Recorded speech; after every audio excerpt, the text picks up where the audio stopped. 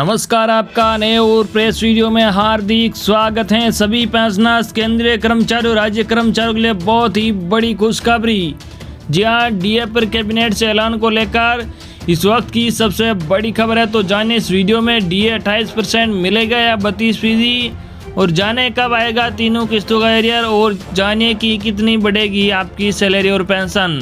साथ ही कर्मचारी और पेंशनर्स के लिए 3 अन्य भी महत्वपूर्ण बड़ी खबर आज की है, जिसकी भी पूरी जानकारी आपको सबसे पहले इस वीडियो में देखने को मिलेगी। तो बने रहा आप इस वीडियो का लास्ट तक, जानिए इन बड़ी खबरों को सबसे पहले। इससे पहले अगर आपने अभी तक भी इस वीडियो पर एक लाइक नहीं किया तो एक लाइक कर दीजिए, क्योंकि आपका एक लाइक ही हमारी मेहनत का फल होता है। वही चैनल को भी फ्री में सब्सक्राइब नहीं किया, सब्सक्राइब कर लीजिए, ताकि आगे भी आपको कर्मचारी और पेंशनर से जुड़ी हर एक लेटेस्ट से लेटेस्ट अपडेट सबसे पहले देखने को मिलती रहे। तो चलिए बढ़ते हैं खबरों में आगे। आज की पहली बड़ी खबर आपको बता दें कि कर्मचारियों की छुट्टियां बढ़कर होंगी 300, पीएफ और ग्रेच्युटी में होगा बदलाव, मोदी सरकार लेगी फैसला। जी आपको बता दें कि कर्मचारियों की अर्जित अवकाश छुट्टियां बढ़कर 300 हो सकती है। दरअसल बीते दिनों लेबर कोड के नियमों में बदलाव को लेकर श्रम मंत्रालय, लेबर यूनियन और उद्योग जगत के प्रतिनिधियों के बीच काम के घंटे, सालाना छुट्टियों, pension, PF, take home salary, retirement आदि को लेकर चर्चा हुई थी, जिसमें कर्मचारियों के अनएड लीव 240 से बढ़ाकर 300 किए जाने की मांग की गई थी। लेबर कोड के नियम 1 अप्रैल से लागू होने थे, लेकिन राज्य सरकारों का तैयार नहीं होने के कारण नियम लागू नहीं किए गए। लेबर यूनियनों की तरफ से उठाई गई पीएफ और अर्जित अवकाश की सीमा बढ़ाने की मांग पर भी फैसला किया जाना था। यूनियन से जुड़े लोग चाहते हैं कि अनएड लीव की सीमा 240 से बढ़ाकर 300 दिन कर दी जाए। सरकार से भवन और अन्य निर्माण श्रमिकों, बीड़ी श्रमिकों, पत्रकारों और श्रमिकों के साथ सिनेमा क्षेत्र से जुड़े श्रमिकों के लिए अलग नियम बनाए जाने की डिमांड की थी। संसद से श्रम सुधारों से जुड़े नए कानून सितंबर 2020 में पास हुए थे।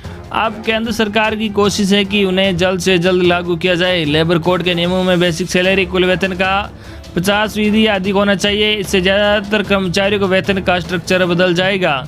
बेसिक सैलरी बढ़ेगी तो पीएफ और ग्रेच्युटी में कटने वाला पैसा भी बढ़ जाएगा।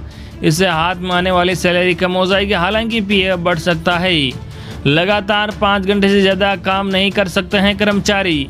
30 मिनट का ब्रेक देना होगा जरूरी। जी हाँ, जानिए नए नियम। आपको बता दें कि ऑफिस, मिल, फैक्ट्री में काम करने वाले कर्मचारियों, मजदूरों, वर्कर्स के लिए आने वाला जुलाई का महीना काफ़ी बड़े बदलाव लेकर आ सकता है, क्योंकि नए वेज कोड की चर्चा ने एक बार फिर जोर पकड़ लिया है। 1 अप्रैल से नया वेज कोड लागू होना था, लेकिन श्रम मंत्रालय ने इसे टाल दिया। अब इसे जुलाई से लागू किया जा सकता है। अगर ऐसा हुआ तो नौकरी पेशा लोगों के सैलरी स्ट्रक्चर में बड़ा बदलाव देखने को मिल सकता है। कर्मचारियों की टेक होम सैलरी में कमी आ सकती है। इसके अलावा काम के घंटे और टाइम, ब्रेक टाइम जैसी चीज़ों को लेकर भी नए लेबर कोड में प्रावधान किए गए हैं। इसे एक एक करके समझेंगे, लेकिन सबसे पहले ये समझते हैं कि नया वेज कोड क्या है। जी आपको बता दें कि सरकार ने 29 श्रम कानूनों को मिलाकर 4 नए वेज कोड तैयार किए हैं।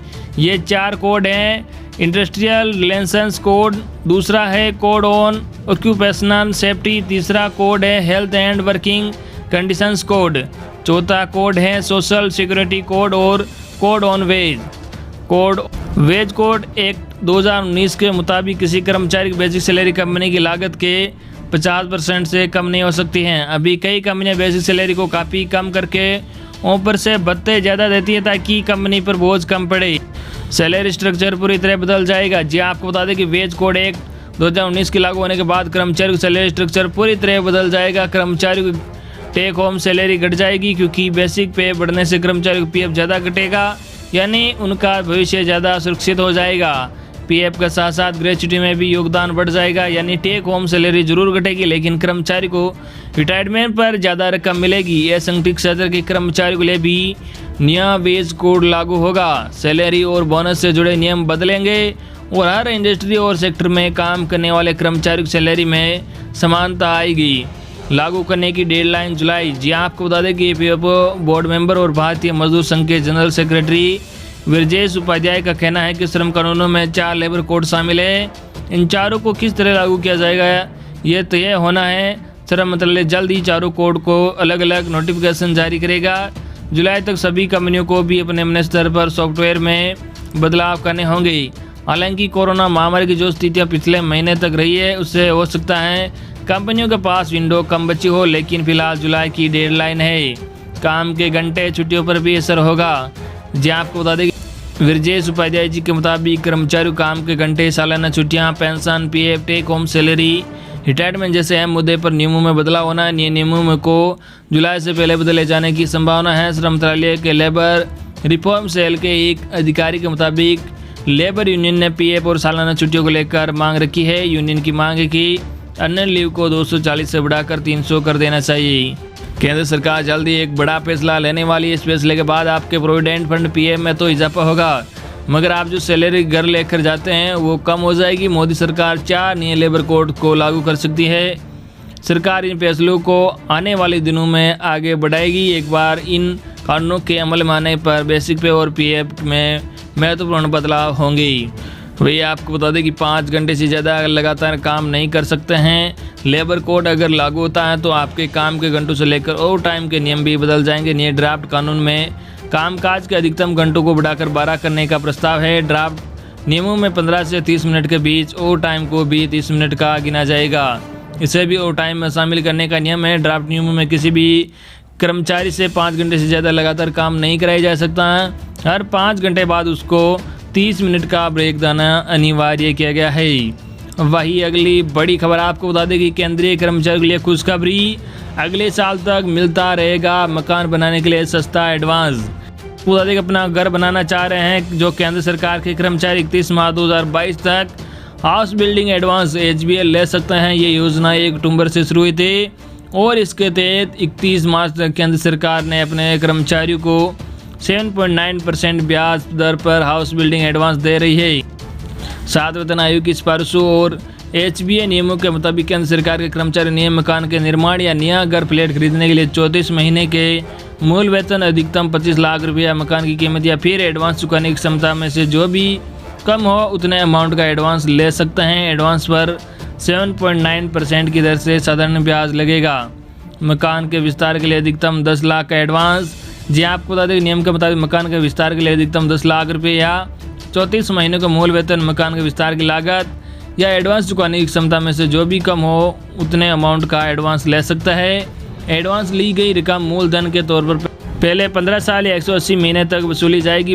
बाकी 5 साल यानी 60 महीने में ये इंटरेस्ट के तौर पर EMI में वसूली जाएगी। एडवांस पर 7.9% की दर से साधारण ब्याज लगेगा। ये एडवांस को लेकर चुका सकते हैं बैंक से लिया होम लोन भी।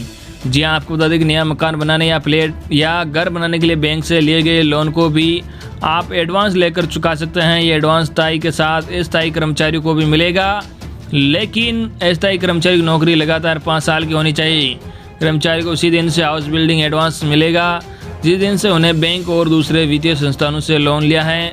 भले ही अपने मकान बनाने के लिए एडवांस के लिए अप्लाई किया हो, लेकिन ये रकम उसी दिन से मिलेगी जिस दिन से आपको लोन दिया गया हो। बैंक रीपेमेंट के लिए एडवांस एक मुश्त मिलेगा। हालांकि एडवांस जारी होने के 1 महीने के भीतर कर्मचारी को HBA यूटिलाइजेशन सर्टिफिकेट जमा करना होगा। वही अगली बड़ी खबर आपको बता दें कि सभी पेंशनर्स व केंद्रीय कर्मचारी के लिए खुशखबरी, DA बहाली के बाद मिलेगी मोटी सैलरी और पेंशन। जी आपको बता दें कि 1 जुलाई से महंगाई भत्ता DA और महंगाई DR बढ़ने का इंतजार कर रही केंद्र सरकार के 48 लाख कर्मचारियों और 60 लाख पेंशनर्स के लिए अच्छी खबर है। उनके इंतजार की घड़ियां खत्म होने जा रही हैं। सूत्रों के मुताबिक वित्त मंत्रालय ने इस मामले में फाइनल निर्णय ले लिया है। केंद्रीय कर्मचारियों का प्रतिनिधित्व करने वाली JCM जॉइंट कंसल्टेटिव मशीनरी की नेशनल काउंसिल 26 जून को एक मीटिंग करने वाली है। ये मीटिंग कार्मिक प्रशिक्षण विभाग और वित्त मंत्रालय के साथ होनी है। इस बैठक की अध्यक्षता कैबिनेट सचिव करेंगे। इस बैठक में 7 वेतन आयोग के तहत महंगाई भत्ते के बकाया के भुगतान पर कोई बड़ा फैसला लिया जा सकता है। इस बात की पूरी संभावना है कि बैठक में उस तरीके पर चर्चा होगी जिसके आधार पर DA की राशि और एरियर जारी किया जाएगा। कर्मचारियों के प्रतिनिधियों का कहना है कि कैबिनेट सचिव उन्हें निराश नहीं करेंगे। नई बार 3 किस्तों का भुगतान। जी आपको बता दें कोरोना की वजह से केंद्र सरकार के कर्मचारियों और पेंशन भोगियों को 1 जनवरी 2020, 1 जुलाई 2020 और 1 जनवरी 2021 को दे महंगाई भत्ते और महंगाई राहत की तीनों किस्तों पर रोक लगाई गई थी। तीनों किस्तें मिलने के बाद कुल डीए बढ़कर 28% हो जाएगा, जिसमें 1 जनवरी 2020 से 3%, 1 जुलाई 2020 से 4%, 1 जनवरी 2021 से 4% बढ़ोतरी शामिल है। इसमें 50 लाख से अधिक कर्मचारियों और 61 लाख पेंशनर्स को फायदा होगा। कितना मिलता है डीए? जी आपको बता दें कि केंद्रीय कर्मचारी और पेंशनर्स को बिला 17% डीए मिलता है।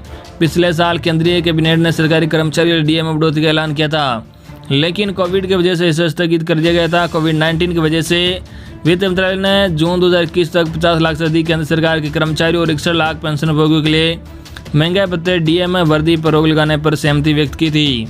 तो ये थी आज की सबसे लेटेस्ट और बड़ी खबर जो हमने आप तक पहुँचाई है।